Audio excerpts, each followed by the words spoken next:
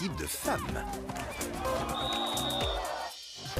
Sur Typique, Benjamin de Seninck et toute son équipe autour du ballon rond. Regard sur la 3. Des innocents face à l'injustice. Sur RTBF Fovio, The Bay saison 2, les derniers jours de disponibilité. Il faut qu'on mette le paquet. Une belle équipe en audio description. La Tribune, en prison pour rien. The Bay saison 2. Faites votre choix sur la RTBF.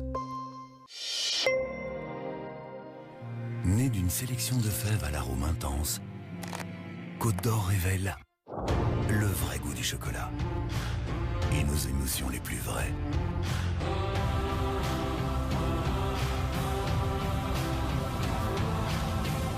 Côte d'Or, vraiment chocolat, vraiment nous.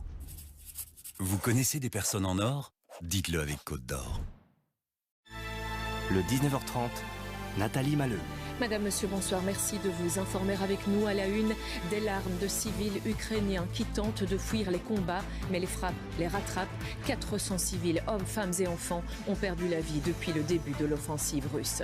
Des civils qui espèrent l'installation de couloirs humanitaires pour un exil à moindre risque, mais vous le verrez, les chemins tracés par la Russie les emmènent en territoire russe ou en territoire contrôlé par les soldats de Poutine.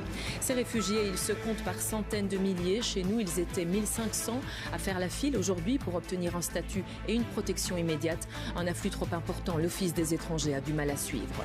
Embarquement aux côtés d'un pilote chevronné face aux hausses des prix des carburants. Il nous donne quelques astuces pour économiser au moins 1 litre par 100 km. Enfin, l'actualité ce lundi passe aussi par des sourires. Ceux qui se révèlent sans masque, il n'est plus obligatoire. Nous voyons la vie en code jaune désormais et c'est aussi bien plus simple dans le monde culturel. Écho avec Dominique Dussin au Botanique à Bruxelles.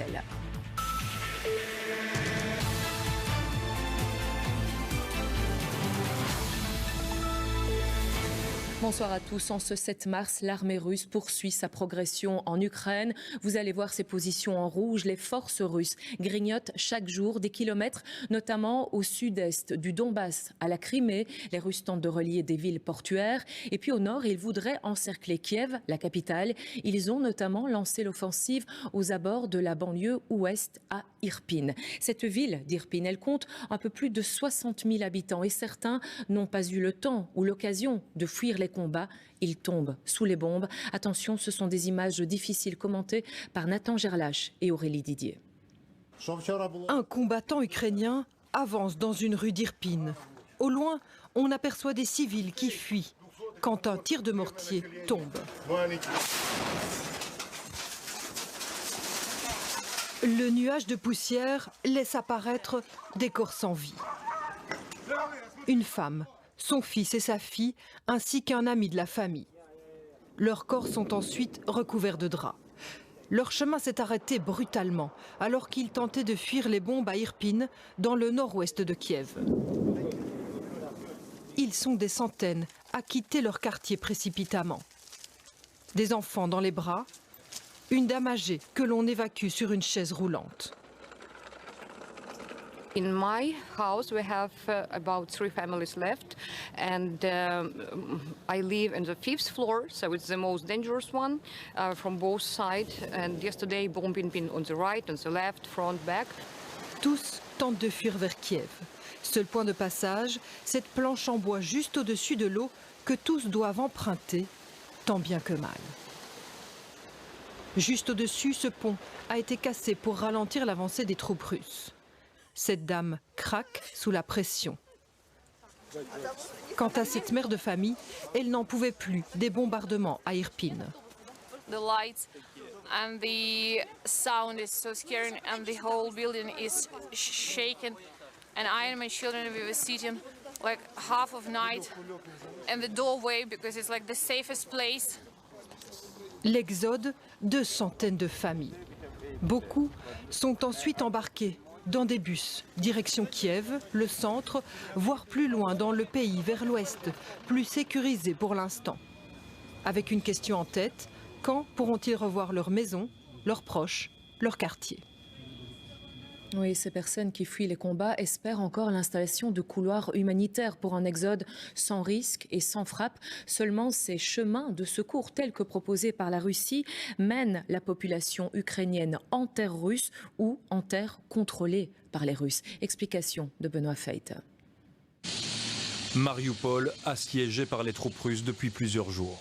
Ici, comme dans d'autres villes du pays, des dizaines, voire des centaines de milliers de civils attendent désespérément la mise en place de couloirs humanitaires pour se réfugier en zone sûre.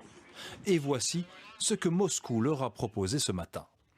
Des couloirs au départ de plusieurs villes encerclées par l'armée russe, Kiev, Soumy, Kharkiv, Mariupol, à destination de villes cernées par les Russes ou carrément situées en Russie ou en Biélorussie, principal allié de Moscou. Une proposition catégoriquement rejetée par les autorités ukrainiennes. Ce n'est pas une option acceptable pour l'ouverture de couloirs humanitaires. Nos concitoyens n'iront pas d'Ivankov, de Dimer, de Vyshgorod, des environs de Kiev jusqu'en Biélorussie pour ensuite prendre l'avion pour la Fédération de Russie. Emmanuel Macron, qui avait tenté de négocier hier la mise en place des couloirs humanitaires avec Vladimir Poutine, a lui aussi souligné le cynisme de la proposition russe. La Russie plaide pour faire des couloirs humanitaires vers la Russie. Je ne connais pas beaucoup d'Ukrainiens qui ont envie d'aller se réfugier en Russie. C'est une hypocrisie. Et donc c'est un artefact de communication que je réprouve. Tout ça n'est pas sérieux, c'est du cynisme moral et politique. Mais côté russe, c'est une toute autre version des faits qui circule. Moscou accusant l'armée ukrainienne de mener des attaques le long des couloirs humanitaires et de maintenir les civils en otage. Les nationalistes qui ont pris des positions dans les villes continuent d'y détenir des civils, les utilisant indirectement et directement comme boucliers humains. Il s'agit sans aucun doute d'un crime de guerre et il fera l'objet d'une enquête en conséquence. Ce soir, des centaines de milliers de civils ukrainiens sont donc toujours privés d'aide et de couloirs humanitaires, encerclés par l'armée russe à Mariupol, Kharkiv, Kiev et ailleurs. Des civils qui ont déjà payé un lourd tribut dans cette guerre. 400 morts depuis le début de l'invasion russe en Ukraine. Oui, voilà pour ces Ukrainiens qui fuient la guerre. Et puis il y a les autres, les hommes de 18 à 60 ans qui doivent rester au pays, prendre les armes et souvent avec très peu d'entraînement. Alors des volontaires se lancent dans des formations, des cours qui se tiennent parfois dans des lieux plutôt particuliers. On voit ça avec Capucine Filleul et Esmeralda Labi. La salle est loin d'être complète. Forcément, il ne s'agit pas d'une représentation théâtrale. Pavlo n'est pas acteur. On pourrait croire pourtant qu'il répète son prochain rôle, mais non. Pavlo se définit lui-même comme un entraîneur d'éducation patriotique.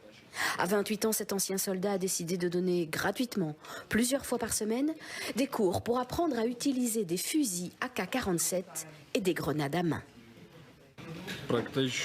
Nous formons des personnes de toutes les professions, tous ceux qui le souhaitent.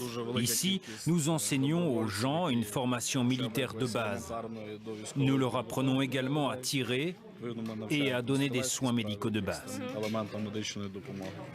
Les groupes se succèdent, jamais plus de 20 personnes. Les étudiants de ces ateliers sont pour la plupart des hommes, de tous âges, de tous milieux, sans formation militaire préalable, mais tous veulent être prêts au cas où l'armée russe arriverait jusqu'à eux. Now in Ukraine we had enough military soldiers, but no one knows what will be tomorrow. And I want to be ready. I'm also angry at the world because yes, they do provide weapons, but not enough. The Ukrainian government has been begging, pleading for a no-fly zone. It is so important. La formation terminée, les élèves ressortent du théâtre et c'est à une autre représentation qu'ils assistent, celle de leur ville qui se prépare à un assaut russe. Partout, aux quatre coins de Lviv, il est évident que quelque chose de grave se prépare. Oui, côté russe, le président Vladimir Poutine a établi une liste de pays qualifiés d'hostiles. Bonsoir. Bonsoir. Rachel Crevellaro. Alors tout d'abord, quels sont ces pays? Eh bien Nathalie, ce sont des pays qui, selon la Russie, ont porté atteinte aux entreprises et aux citoyens russes après les sanctions qui ont été décidées suite à l'invasion de l'Ukraine. Et il s'agit bien principalement des pays de l'Union européenne avec la Belgique évidemment, mais également le Canada, les États-Unis, la Norvège ou encore, on le voit pas, mais le Japon, etc., etc. Et quelles sont les conséquences ou les risques de conséquences concrètes pour ces pays? Eh bien, ça veut dire que c'est fini d'être payé en euros ou en dollars. Les entreprises et les citoyens russes peuvent désormais payer leurs dettes, leurs commandes, leurs dividendes en roubles. Et ce n'est pas une très bonne nouvelle pour tous ces créanciers internationaux, puisque le rouble a perdu 45% de sa valeur depuis le début de l'année. Et ce n'est pas fini. Et la Belgique, elle risque d'y perdre beaucoup?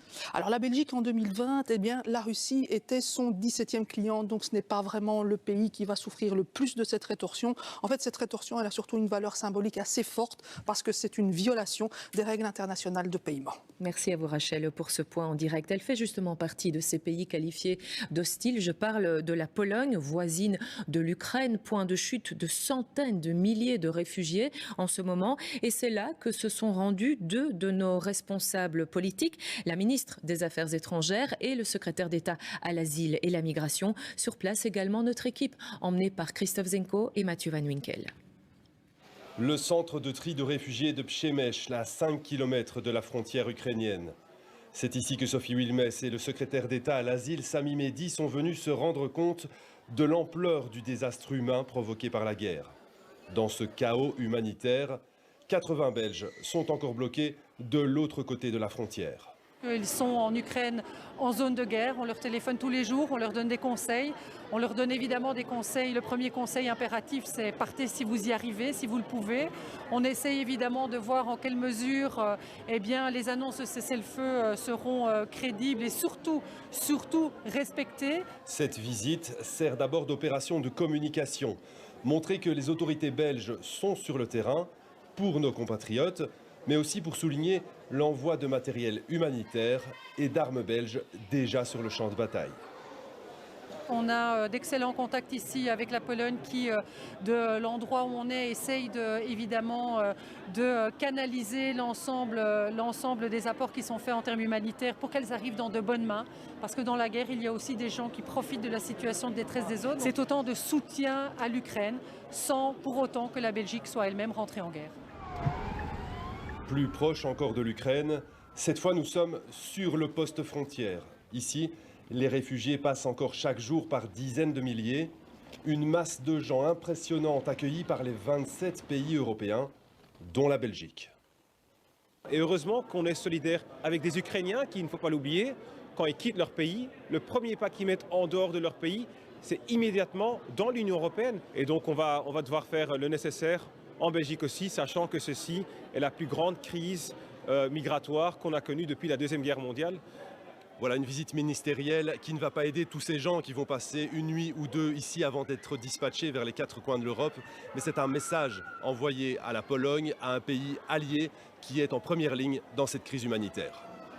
Voilà, le secrétaire d'État à l'asile et la migration en parlait. Les réfugiés qui arrivent chez nous ont droit à une procédure de protection immédiate, mais pour cela, ils doivent s'enregistrer. Les files d'attente sont longues devant l'antenne de l'Office des étrangers à l'ancien hôpital Bordet à Bruxelles. Il y a une capacité d'inscription d'environ 300 personnes par jour. Le problème, c'est que ce lundi, ils étaient plus de 1500. Benjamin Dombry, Thibaut Chouffard et Mélanie Joris. Certains font la file depuis 3 heures du matin. D'autres sont là pour accompagner des membres de leur famille ou des proches. J'ai demandé s'il fallait prendre rendez-vous, il nous a dit que non.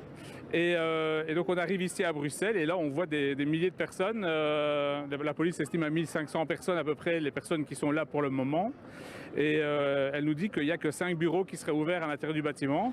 Son amie Svetlana a quitté Kiev le 1er mars. Elle a eu 40 minutes pour faire son sac et tout abandonner derrière elle. Aujourd'hui, elle se montre compréhensive malgré la longue attente.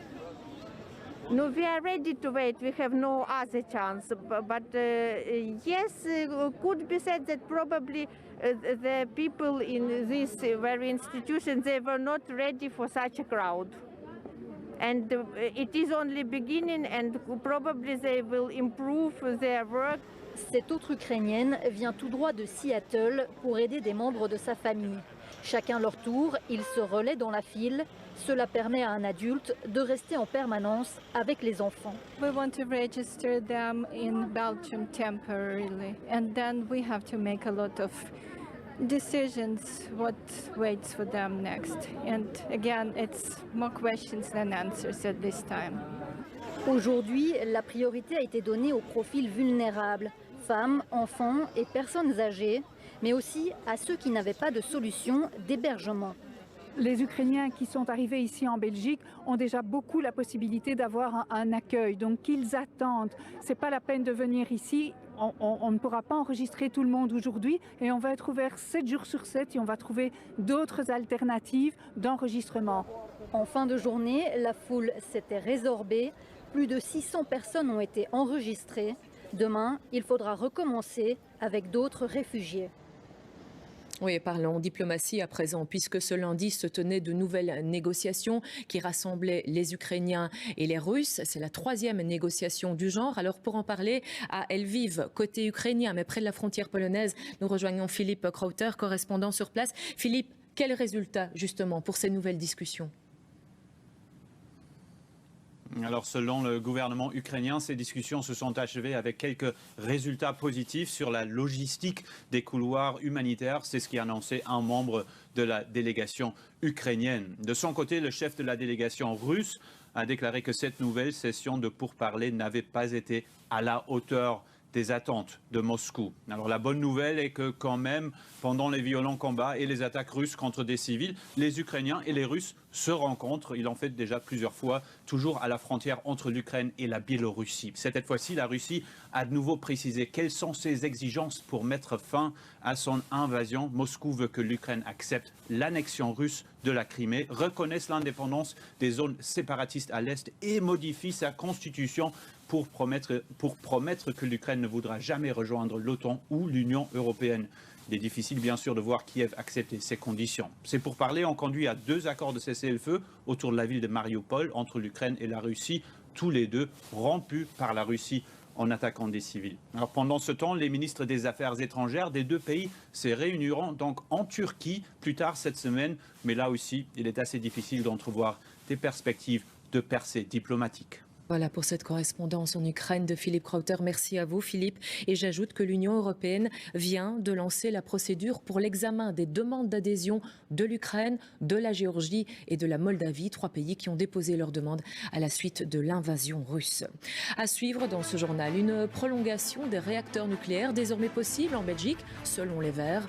Vu la situation géopolitique mondiale, il n'y a plus de nom catégorique. Quelques clichés sortis du réseau social OnlyFans. Cette plateforme a un caractère sulfureux. 2 de ses utilisatrices témoignent dans le scan. Enfin, nous irons surfer non loin des côtes d'Irlande. Dégustation d'huîtres et de homards également. Le pays profite de ses atouts en bord de mer et d'océan.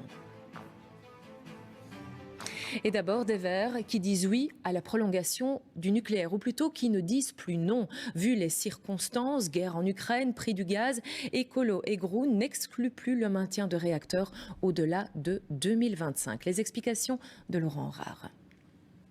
Prolonger les réacteurs de Doel 4 et Tihange 3 au-delà de 2025, la piste semble de plus en plus réelle. En cause, l'invasion de la Russie en Ukraine. Plusieurs partis politiques s'étaient déjà exprimés en faveur de la prolongation de 2 réacteurs nucléaires. Aujourd'hui, ce sont les Verts qui se disent prêts, eux qui voulaient abandonner le nucléaire pour des centrales TGV, des centrales turbines gaz-vapeur. Hier, la décision était claire. Les centrales TGV étaient le meilleur moyen pour aller plus vite vers le 100% renouvelable. Aujourd'hui, avec les événements, avec le prix du gaz aussi, il faut pouvoir ouvertement se reposer la question. C'est ça que nous disons aujourd'hui. Lors de la présentation de son accord en décembre, le gouvernement avait mis en garde. La sortie du nucléaire ne serait possible que si la sécurité d'approvisionnement énergétique de la Belgique est garantie. C'est loin d'être le cas avec la guerre en Ukraine qui fait craindre des prix très élevés pour l'acheminement du gaz. Aujourd'hui déjà, les factures des consommateurs ne cessent d'augmenter. Il faut travailler sur les factures, une offensive en ce qui concerne les prix, aussi l'accélération des énergies renouvelables et l'esprit ouvert en ce qui concerne le calendrier nucléaire. Mais pour les Verts, la possible prolongation de 2 réacteurs ne doit pas faire oublier l'objectif à long terme, 100% d'énergie renouvelable. Il faut aujourd'hui, à cause de ces événements internationaux, accélérer la transition énergétique.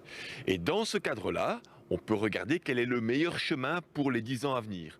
La décision du gouvernement est attendue pour la mi-mars. S'il décide de prolonger 2 réacteurs, il devra encore négocier avec l'exploitant Engie Electrabel.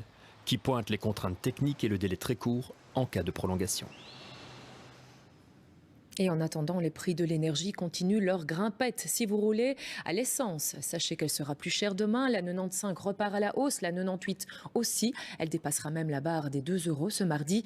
Nouvelle augmentation également du mazout de chauffage, presque 5 centimes en plus, soit un prix de 1,18 € par litre pour les commandes de moins de 2000 litres. Alors face à ces hausses de tarifs, nous sommes nombreux à veiller à consommer moins, que ce soit au niveau des transports ou à domicile. Maxime Dumoulin et Benjamin Carlier sont donc allés chercher les précieux conseils et d'un chauffagiste et d'un pilote automobile. Gagner 1 litre de consommation tous les 100 km. C'est ce que l'on peut obtenir en suivant les conseils de ce pilote chevronné qui nous emmène dans ce quartier d'habitation. Son premier conseil, c'est de rouler calmement, sans donner de grands coups d'accélérateur et d'anticiper les freinages possibles. Là, on a un bus qui démarre, par exemple. J'aurais roulé un petit peu plus vite avant. J'allais être bloqué par le bus et devoir m'arrêter derrière lui et repartir d'une vitesse 0, de nouveau redémarrer le véhicule. Et chaque redémarrage de vitesse 0 consomme énormément. Et il n'y a pas que la manière de conduire qui influe sur la consommation de la voiture. Quelques notions de base sont également à ne jamais oublier. Si vous chargez beaucoup le véhicule, ça va consommer plus. Les pneumatiques, la pression des pneumatiques a beaucoup d'influence aussi là-dessus. Donc si vous roulez un peu sous-gonflé, vous allez consommer plus. Et entre autres aussi user les pneus de manière très, très inadéquate, donc ça c'est pas génial non plus. Et les fenêtres ouvertes par exemple sur autoroute, oui, ça va freiner la voiture, c'est toujours des principes aérodynamiques. Pour se chauffer sans se ruiner, votre meilleur allié c'est le thermostat, un appareil à ne jamais placer près des fenêtres ou des portes et à programmer avec minutie pour qu'il ne chauffe pas trop longtemps. Couper les vannes thermostatiques directement sur les radiateurs ne sert par contre strictement à rien. En jouant avec les vannes thermostatiques, ils les mettent sur 0, sur 1 en fait, et de la chaudière, vous avez quand même la chaleur qui arrive jusqu'à la tête thermostatique, d'accord? Donc la chaudière, elle continue, elle se maintient à température. Rien ne sert non plus de vouloir baisser la température de sa chaudière pour faire des économies. Il faut même mieux l'augmenter un peu pour que celle-ci tourne moins longtemps. Ça permettra à votre thermostat de capter la chaleur ambiante plus rapidement et qui vous coupera forcément le thermostat plus rapidement. D'accord ? Ça vous permettra premièrement de gagner un petit peu en consommation.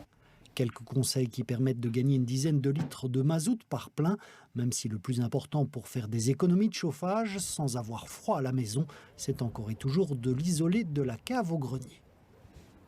En tout cas, ce n'est pas le masque qui nous tiendra chaud, sauf si vous y tenez, bien sûr. Nous sommes passés en code jaune ce lundi. En clair, plus de masques obligatoires. Voilà qui donne un petit air de liberté des magasins au banc de l'école. Alison Delpierre et Arnaud Montero. Le retour des sourires dans une galerie commerçante, on n'avait plus vu ça depuis longtemps et ça semble faire du bien. C'est une bonne nouvelle parce qu'on a l'impression que depuis 2 ans, rien que le fait de pouvoir respirer dans la galerie et de ne pas avoir peur qu'un garde surgisse de nulle part et nous dise de mettre le masque, c'est super cool. On peut mettre du rouge à lèvres. C'est vrai. On peut mettre du rouge à lèvres. Tout le monde ne goûte pas à ce plaisir. Certains gardent leur masque bien vissé sur le visage, soit parce qu'ils préfèrent y aller doucement, soit pour raison médicale. J'ai quelqu'un qui a une maladie assez grave, donc pour ne pas être porteur ni asymptomatique et lui communiquer, je préfère porter le masque. Mais s'il n'y avait pas ça chez moi, je l'enleverais. Je risquerais de l'enlever. Un principe de précaution valable aussi à l'école secondaire. Alors que ce professeur peut faire tomber son masque, les élèves devront attendre encore un peu avant de voir son sourire. Il faut dire qu'on a des classes très nombreuses. Ici, il y a 28 élèves. On passe un peu de bouillon de culture en bouillon de culture à chaque heure de cours. Même si on ouvre les fenêtres, je préfère rester prudent. Ce n'est pas simple non plus de perdre une habitude. Cela fait pratiquement 2 ans que les élèves doivent porter un masque en classe. C'est quand même bizarre de plus l'avoir. Par exemple, dans la cour, quand il fait froid, avoir le masque, ça fait plaisir parce que tu as moins froid. Maintenant, tu as l'impression que quand tu mets le masque, tu es différent des autres. Alors qu'il y a un mois, tu mets le masque, ok, tout le monde est pareil, quoi. Une fois qu'on rentre dans le bâtiment, je trouve ça un peu bizarre. C'est comme on a l'impression il y a quelque chose qui manque sur soi-même. Et après aussi, voir la tête des professeurs, c'est un peu spécial. Je vais pas vous mentir, j'ai découvert beaucoup de têtes aujourd'hui. Montrer son sourire, chacun à son rythme, selon ses possibilités. C'est ce qui nous attend. Avant de refermer ce journal avec une information qui concerne le Standard, le fonds d'investissement américain 777 Partners est en pole position pour le rachat du club de Bruno Venanzi. Vous aurez plus d'informations sur notre site internet. L'information qui continue sur la une avec l'émission QR, l'actu. Rendez-vous dans quelques secondes avec Sacha Daout et ses invités. Très belle soirée à vous et à demain. Merci.